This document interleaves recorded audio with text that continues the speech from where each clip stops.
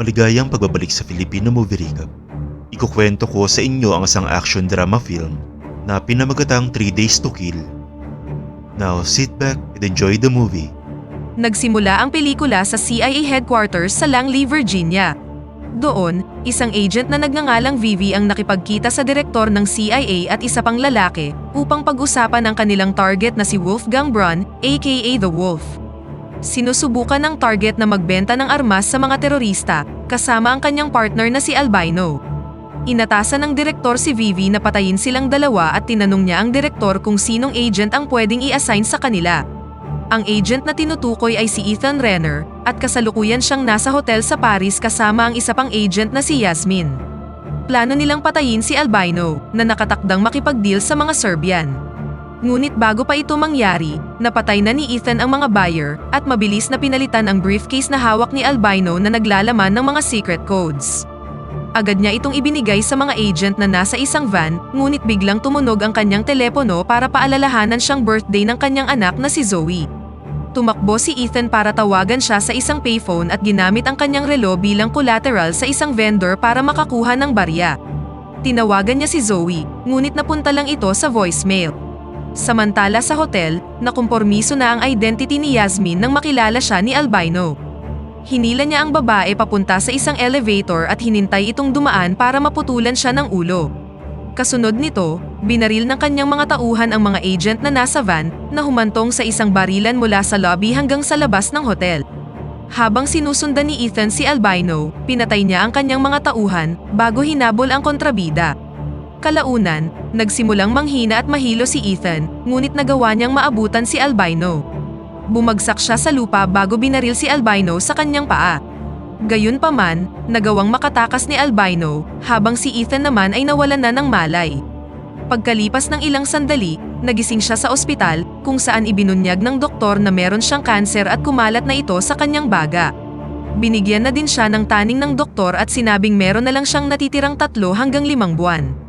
Bumalik si Ethan sa kanyang apartment at nalaman na merong pamilyang nakikituloy doon. Malugod siyang binati ng padre de pamilya na si Jules at sinabing sila ay mga refugee na naghahanap ng bagong tirahan. Pumunta siya sa police station upang magreklamo, ngunit sinabihan siya na kung puwersahan niyang papaalisin ang pamilya, maaari siyang maaresto. Bumalik si Ethan sa bahay at inilabas ang kanyang baril sa harap ni Jules, ngunit nagpaubaya din siya at sinabing maaari silang manatili hanggang sa makapanganak ang kanyang anak na babae. Tinawagan ni Ethan ang kanyang ex-wife na si Tina, ngunit nag-aalangan itong makipagkita sa kanya hanggang sasabihin ni Ethan na isa itong importanteng bagay. Magkasama silang pumunta sa abogado para pirmahan ang will ni Ethan at sinabing malapit na siyang mamatay, ngunit ayaw niya itong ipaalam kay Zoe. Gusto niyang makipagkita sa anak, ngunit binigyan siya ng kondisyon ni Tina na dapat ay tapos na siyang magtrabaho para sa kanila. Agad namang pumayag si Ethan at pumunta silang dalawa sa paaralan para sunduin si Zoe. Naging awkward ang pagtatagpo ng mag-ama at halatang hindi interesado si Zoe na makita si Ethan. Hindi nagtagal, isang gwapong lalaki ang lumapit kay Zoe at ipinakilala niya ito bilang kanyang kasintahan na si Jonas. Nang makaalis si Jonas, binigyan ni Ethan si Zoe ng isang purple bike at inisip na ito pa rin ang kanyang paboritong kulay.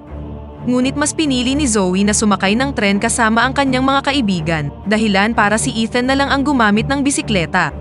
Huminto si Ethan sa isang tindahan at dito niya nakilala ang agent na si Vivi. Binanggit ng babae ang pangalan ni Zoe at ipinakita ang relong iniwan niya sa may hotel. Pinasakay niya si Ethan sa sasakyan at inalok siyang magtrabaho para sa kanya. Tumanggi noong una si Ethan hanggang sasabihin ni Vivi na meron siyang experimental drug na makakapagligtas ng kanyang buhay. Nang marinig ito, tinanggap na ni Ethan ang trabaho at sinabi ni Vivi na ang kanyang misyon ay hanapin at patayin si Wolf. Dinala ni Vivi si Ethan sa isang hotel para hanapin ang lalaking makapagsasabi ng kinaroroonan ng accountant ni Albino. Pinaalam niya kay Ethan na isang lalaki lang ang naroon, ngunit nang pasukin niya ang silid, naabutan niya ang 5 kalalakihan. Dahil dito, pinatay niya at ni Vivi ang mga lalaki nang wala sa kanila ang nagbigay ng anumang impormasyon. Habang nasa elevator, sinabi ni Ethan kay Vivi na itutuloy niya lamang ang assignment kung bibigyan siya ng $150,000 at 1,000,000 life insurance policy. Sinunod naman ito ni Vivi at binigyan siya ng isang shot ng gamot. Samantala, makikita si Albino na nakipagkita sa isang lalaki at binigyan ito ng litrato ni Ethan para pagmatsyagan siya. Sa sumunod na eksena, pumunta si Ethan sa apartment ni na Zoe at Tina at narinig na sumisigaw ang anak. Sa pag-aakalang nasa panganib ito, sinira niya ang doorknob at puwersahang pumasok, only to find out na galit lang siya sa kanyang pangit na buhok. Galit naman si Tina kay Ethan dahil nangako siyang magluluto ng hapunan, ngunit 3 oras na siyang late. Ipinaalam ni Tina na pupunta siya sa London sa susunod na araw para sa isang meeting at nagpas siyang tumawag ng mag-aalaga kay Zoe, ngunit iginiit ni Ethan na hayaan siyang mag-alaga sa anak. Kalaunan sa gabing yun, nagsimulang mahilo si Ethan, kaya tinawagan niya si Vivi at sinabing naghahallucinate siya. Pinaalam ni Vivi na side effect lamang ito ng gamot at inutusan siyang agad na uminom ng vodka upang gumaan ang kanyang pakiramdam. Kinabukasan, umalis na si Tina at pumasok naman si Zoe habang nakasuot ng pulang wig. Nakita niyang tumatawag si Vivi sa telepono ni Ethan, ngunit sinabi niya sa anak na boss niya ang tumatawag. Kalaunan, muling sinubukan ni Ethan na pasakayin si Zoe sa bisikleta papunta sa paaralan, ngunit mas pinili niyang maglakad at tinanggal na ang kanyang wig. Nang muling nakipagkita si Ethan kay Vivi, ibinigay na ng agent ang perang ipinangako niya at pinaalalahanan siyang panatilihing mababa ang kanyang heart rate. Inutusan niya din si Ethan na hanapin ang isang car salesman na nagngangalang Hamilton upang kunin sa kanya ang ilang impormasyon para sa misyon. Nang pumunta si Ethan sa dealership, ininsulto niya ang mga empleyado ni Hamilton at pinatumba silang lahat bago naghintay sa opisina ni Hamilton hanggang sa makabalik siya. Dinala niya si Hamilton pabalik sa apartment at pinagbantaan siyang papatayin niya ang kanyang pamilya. Ngunit habang ginagawa ang interogasyon, bigla siyang nakatanggap ng tawag mula sa paaralan ni Zoe at iginiit na gusto siyang kausapin ng prinsipal. Dahil hindi pa siya tapos sa ginagawang interogasyon, isinama niya si Hamilton at isinilid siya sa trunk ng sasakyan. Nang makarating sa paaralan, nalaman niyang sinuntok ni Zoe ang isa pang mag-aaral na babae. Pinaliwanag ni Zoe kay Ethan na nagawa niya lamang ito dahil tinutokso ng kanyang kaklase ang isang babae mula sa Pakistan. Sinabi ni Ethan na hindi naman siya nagagalit at idinagdag na mabisa itong paraan para mabawasan ang mga bully. Nagsimulang magingay si Hamilton sa compartment, kaya napilitan si Ethan na suntukin siya sa mukha at sinabihan siyang manahimik. Pagkabalik sa sasakyan, iniwan siya ni Zoe dahil naiinis ito sa kanyang pag-uugali at sa kanyang patuloy na pag-ubo. Gayunpaman, tinawagan siya ni Zoe upang humingi ng paumanhin at hiniling na makipagkita sa paborito niyang lugar, isang maliit na theme park malapit sa may flying chairs. Bagamat mas inuna ni Ethan na hanapin ang accountant, umalis din siya kalaunan para makipagkita kay Zoe. Sumakay sila sa iba't ibang mga rides at uminom ng mainit na tsokolate sa isang restaurant. Pagkatapos nilang mag-bonding, pumunta si Ethan sa isang tindahan ngunit biglang pumasok ang lalaking inutusan ni Albino at meron siyang hawak na isang shotgun. Pinaputukan niya si Ethan, ngunit kaagad din siyang bumangon nang hindi man lang nasasaktan. Lumalabas na nakasuot siya ng vest at nagsimula ng maglaban ang dalawa. Muntik nang mapatay ng lalaki si Ethan sa pamamagitan ng pagsaksak sa leeg, ngunit nagawa niyang mabaril ang lalaki at napatay siya. Nang makauwi, nakita ni Ethan sa computer ni Zoe ang isang mensahe mula sa kaibigan na sinasabing makikipagkita siya sa kanya sa tattoo gallery. Sa pag-aalala, agad na pumunta si Ethan sa lugar at nahanap ang isang sasakyan na may bag ni Zoe. Binasag niya ito at nakahanap ng flyer mula sa isang lugar na tinatawag na Spider. Pumunta siya sa bahay ni Hamilton at tinanong ang kambal na magkapatid kung ano ang tinutukoy na Spider. Ipinaalam ng dalawa na isa itong party house. Agad na pumunta si Ethan sa Spider, isang nightclub, at nakita niya si Zoe na umiinom kasama ang mga kaibigan. Ngunit nagsimula na naman siyang mahilo, kaya uminom siya ng vodka para gumaan ang kanyang pakiramdam. Sinundan niya si Zoe malapit sa banyo at nakita ang 3 lalaki na hinaharas ang anak. Pinigilan siya ng isa sa mga kaibigan ng lalaki, ngunit biglang lumabas ang kanyang pagiging mabangis at walang awa silang pinagbubugbog, bago dalhin palabas si Zoe. Kinaumagahan, nagising si Zoe at walang naalala sa mga nangyari. Suot pa rin niya ang kanyang dress at papasok na sana siya sa paaralan, hanggang sa sinabihan siya ni Ethan na huwag pumasok ng ganoon ang itsura. Iginiit niyang sumakay siya ng bisikleta papunta sa paaralan, ngunit galit na ipinaalala ni Zoe na hindi niya naman siya tinuruan kung paano magbisikleta. Dahil dito, ginugol niya ang buong araw sa pagtuturo sa anak at nakakuha ng palakpakan sa mga nanonood. Maya-maya, naiiyak na tinanong ni Zoe kung bakit siya nawala ng matagal na panahon. Sa palagay ni Zoe ay meron na siyang ibang pamilya at ibang anak. ngunit tiniyak sa kanya ni Ethan na hindi ito ang dahilan. Habang patuloy silang nagbabonding, inamin ni Zoe na sinuntok niya ang babae sa paaralan dahil sa paglandi niya kay Jonas. Sa huli, nakita sila ni Jonas habang hinahatid niya si Zoe papunta sa paaralan. Kalaunan, nahanap na ni Ethan ang accountant na si Guido habang sinasamahan siyang maglakad ng kanyang mga bodyguard sa kalsada.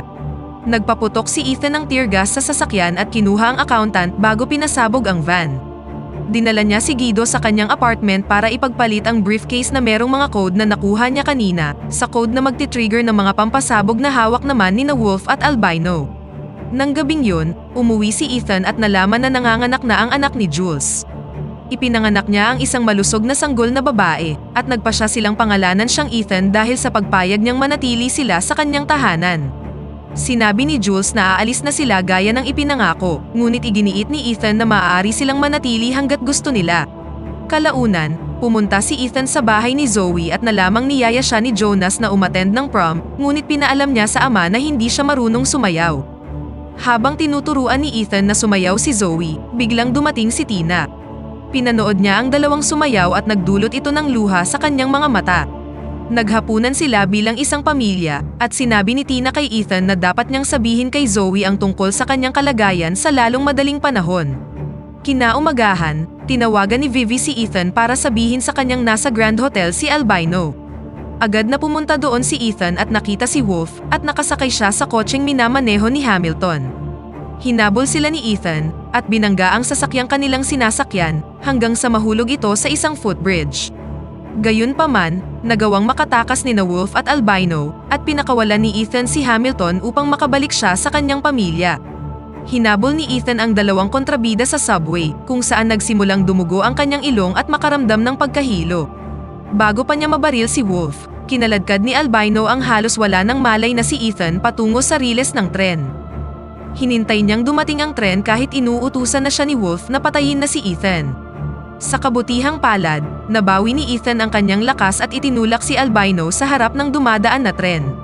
Ngunit hinimatay din siya pagkatapos at mabilis na tumakas si Wolf. Nang siya'y magising, nakita niyang dinala siya ni Vivi sa kanyang apartment.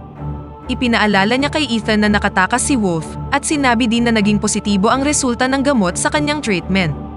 Sa sumunod na araw, pumunta sina Ethan, Zoe at Tina upang makipagkita kay Jonas at sa kanyang pamilya.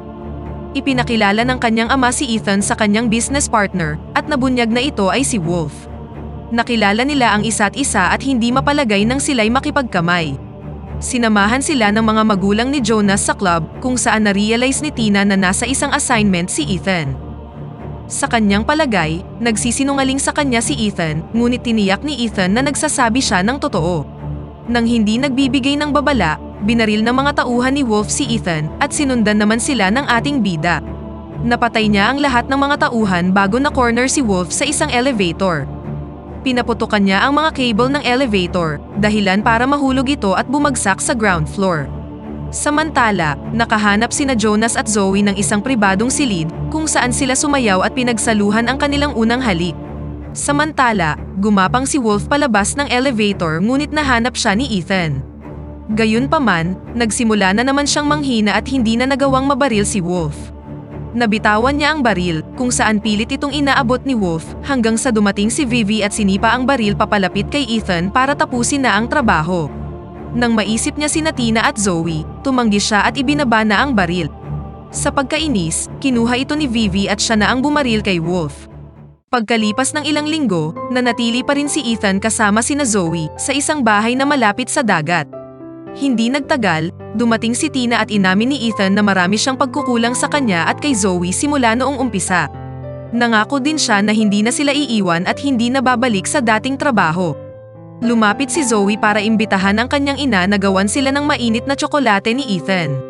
Nanatili si Ethan sa labas habang sina Tina at Zoe naman ay magkatabi sa isang kwarto. Tinanong ni Zoe ang ina kung mananatili na sa kanila si Ethan, ngunit hindi naging tiyak ang kanyang sagot. Samantala, nakita ni Ethan ang isang box na may malaking syringe at isang note mula kay Vivi na bumabati sa kanya ng maligayang Pasko. Binigyan siya nito ng gamot para patuloy niya pang makasama ang kanyang pamilya. Sa di kalayuan, nakatayo si Vivi habang pinagmamasdan ang pamilya sa kanilang tahanan at dito na nagtatapos ang pelikula. Pakipindot naman ang like button kung nagustuhan mo ang pelikula at kung hindi naman, pindutin mo ng 2 beses ang dislike button para lang makasiguro.